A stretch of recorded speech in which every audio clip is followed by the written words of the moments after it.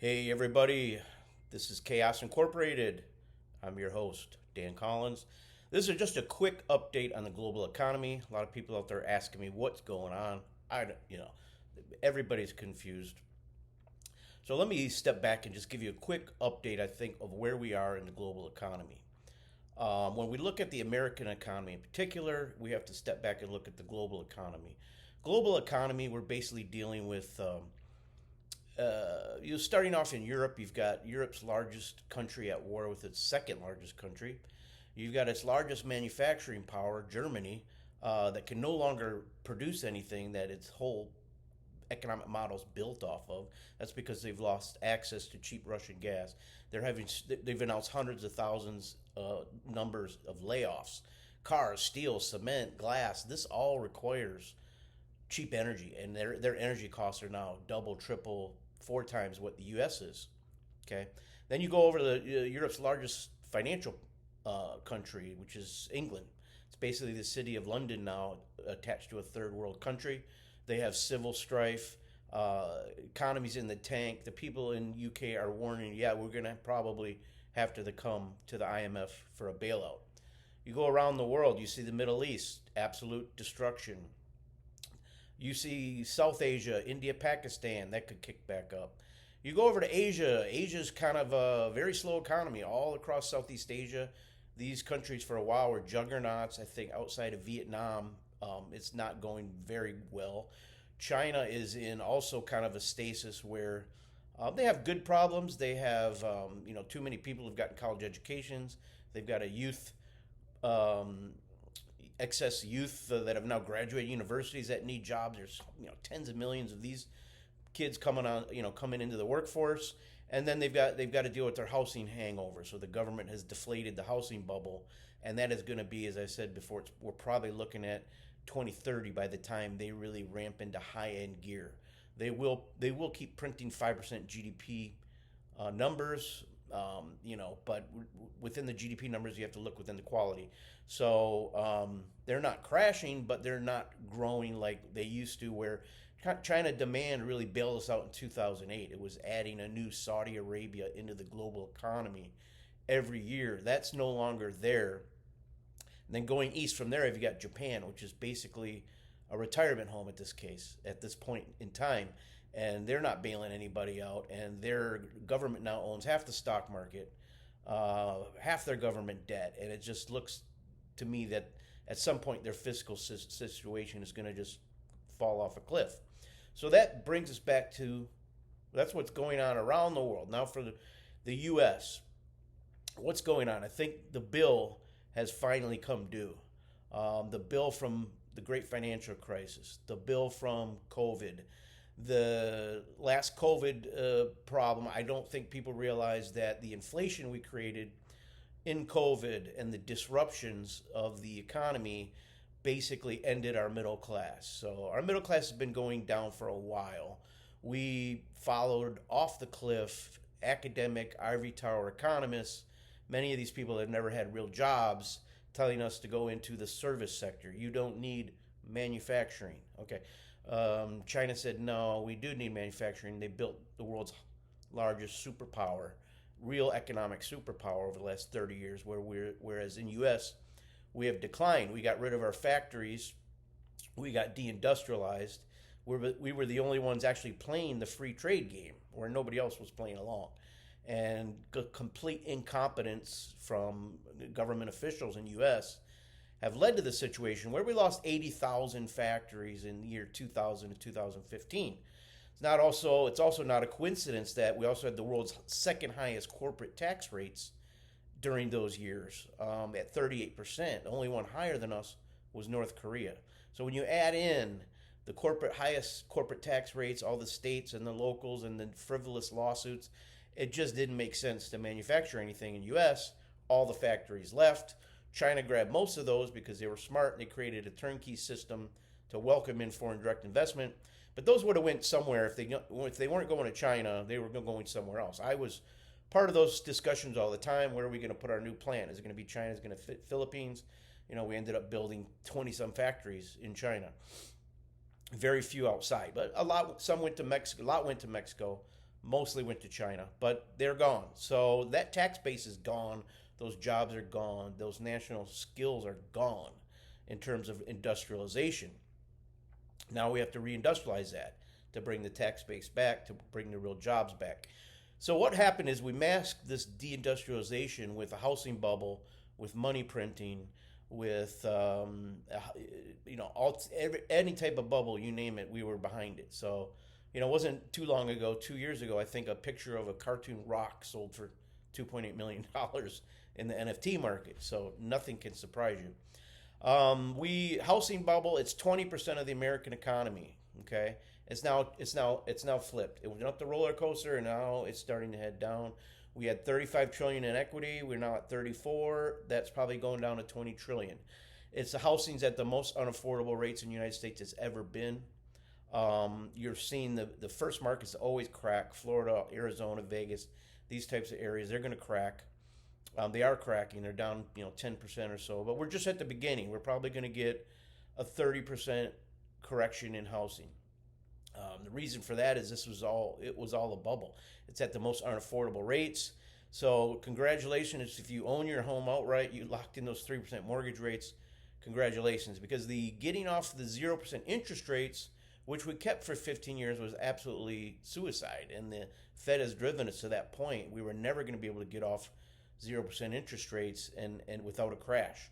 So I think we're at that precipice now. That's the housing market. 75% of realtors didn't sell a home in U.S. last year. The average age buyer was 56.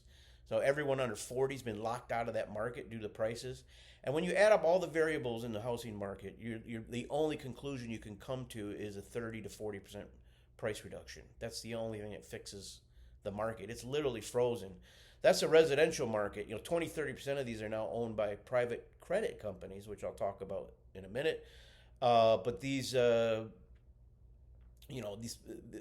private credit companies, the average age I mentioned, 56 years old. Under 40s are locked out. The only thing that'll fix it is the price. Okay. The stock market. I think we're at the stock market. We are at the end phase of the crack up boom. Okay. It's up 38% since tariff lows. Makes no sense. Makes zero sense. It is trading like a cryptocurrency at this point, which is just crazy. It's got a $62 trillion market cap now in the United States. That's twice the GDP. It's about 218% of GDP right now. That's never been seen. It's unheard of. Also, a lot of weird data points within that number. Nvidia being 7% of the market cap. Warren Buffett owning 5% of our treasury bills. There's a lot of weird data points out there. This Nvidia thing is really all in, chips on the table, U.S. economy. Everything's on the table for AI to work. If it doesn't work, there's a lot of reasons why it couldn't work. I'll diverge into that for a little bit. I used to run a data center with a bunch of GPUs. People don't realize this is not normal capital investment. When you used to do capital investment, you build a factory, you build the equipment, and you can use it, the equipment 10 to 15 years, the building 30. Okay, these are all depreciated over time. The CapEx, we spent $50 billion on GPUs last year globally. In 3 years, those are gone. This is a complete write-off. Okay, GPUs in an AI data center last on average 1 to 3 years. So that's a complete write-off.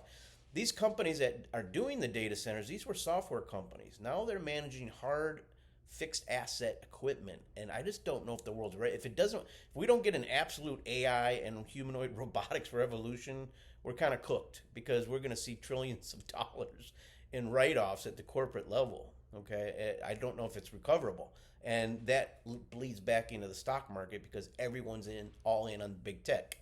Okay, will the crisis go systemic in housing? I don't think so. The good news is there is a lot of home equity built up. But keep in mind, we never know when the crisis goes systemic. And what I mean by that is when the credit markets break down. So credit is the lifeblood of the U.S. economy. Without credit, there is no U.S. economy. People have to get car loans. They have to get home loans, right? It's not like a lot of the rest of the world where people buy homes for cash, okay, or buy cars for cash. It's very, very rare in the U.S.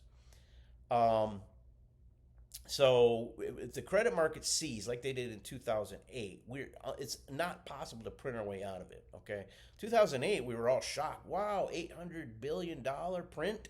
We got to print that money. That's just crazy. Okay, that's nothing now. We'd have to print 50 times that to get out of the next crisis. So I don't think it'll be systemic. We're not levered in housing like we were, but that systemic crisis could come from other places. So where could that come from? That could come from student loans up 400% in a decade. Now at 1.7 trillion. Now they're at their highest default rate we've ever seen. They're at around 12%. You can't default on student loans, but they're just not paying. 1.7 trillion. Okay, where would that money come from to bail that out? Okay, who would you have to bail out? You'd have to bail out the banks. The banks are already carrying that on their books. They're carrying $3 trillion in commercial real estate losses. That's another thing. COVID tanked the commercial real estate market. Nobody's talking about it. Last week I saw two steel and glass skyscrapers in Denver. They sold for $175 million in 2012. They were sold last week for $5 million. Okay, the commercial real estate died. Okay, and now residential looks like it's at the tipping point, and it could be in for a 10, 15-year slide until it gets back to affordable levels. So going back to the systemic issues, you never know where this could come from. It could be a wildfire to set something off. Where in hindsight we look back and go, oh, why didn't we see that coming? That's what happened in 2008. Why didn't we see the housing bubble and coming? It looks so obvious in hindsight, but we didn't see it coming. No, very few people did. I mean, there were some people that were talking about it, but no, there were 2% of analysts basically saw that coming. So is a systemic crisis coming? Hopefully not. Hopefully we're just in for a bad 5-year turnaround here. I don't see the next 5 years getting out without a stock market crash or a housing market crash. Okay, the key is, can we rebuild the industrial base of this country to be competitive again quick enough to offset a lot of the job losses that are coming? Will AI blow up? Are we going to have the power to do the AI?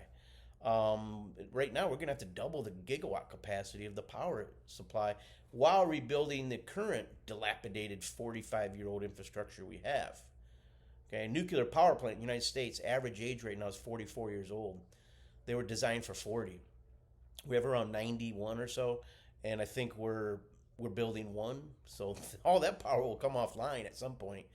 And China's building 20 something, and they got 80 in development. So we're just not developing this stuff quick enough. Well, I have seen some good ideas come out of the administration, starting to build nuclear power on government-owned, Department of Energy land and hosting data centers. That's great, but you got to kick that into gear like now. It's got to happen now. Otherwise, people are going to you're going to see no matter what, I think you're going to see your electric bill skyrocket over the next 3 to 4 years, 5 years. It's going to be crazy what we're paying for power as we're competing against Google to buy electricity for our homes. So the U.S. economy, to wrap this up real quick, this was just a quick short video. To wrap this up, the U.S. economy, where we are is, it's bifurcated market now. The top 10% of U.S. is not doing bad. They've got the pensions, they've got the 401ks, they've got the asset pricing, they've got the stock market, it's booming. Now 10% of Americans are doing 50% of American consumption. So keep that in mind. That is an absolute scary number. So that just tells you the bottom 90% aren't consuming much, and the middle class is falling out, right? It's like, imagine a cliff and people are just keep falling out from middle class into the lower class. That's what's happening. You've got a global standard of living drop across the Western world mainly. I think the rest of the world will still keep coming up, but the Western world is declining. So that's where we are. I'll try to keep you updated, keep you posted. We'll try to bring some more guests on. Follow me on X, Dan Collins 2011, and leave your comments, subscribe, like, pass the show around, and any comments on the show I'll try to reply to, or I'll see you on X.